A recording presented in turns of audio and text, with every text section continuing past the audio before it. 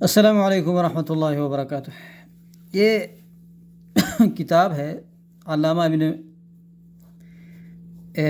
ابن تیمیہ رحمہ اللہ کا احادیث القصاص، جو خطیب حضرات حدیث گھڑتے ہیں، یعنی من گھڑت حدیث بیان کرتے ہیں، تحقیق نہیں کرتے کہ یہ حدیث صحیح ہے ضعیف ہے، جو بھی ہے بس بول دیتے ہیں۔ ان حدیث میں ایک حدیث یہ بھی ہے کہ انا مدینۃ العلم وعلی بابها، کہ میں علم کا شہر ہوں اور علی اس کا دروازہ ہے۔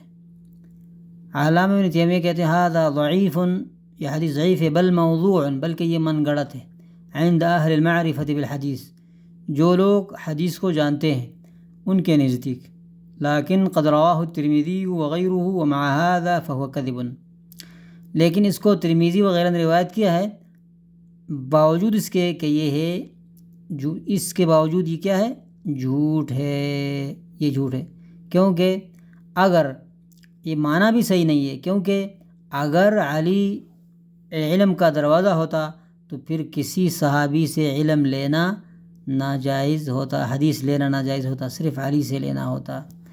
یہ اصل میں شیعوں نے یہ گھڑ لیا ہے تقریباً۔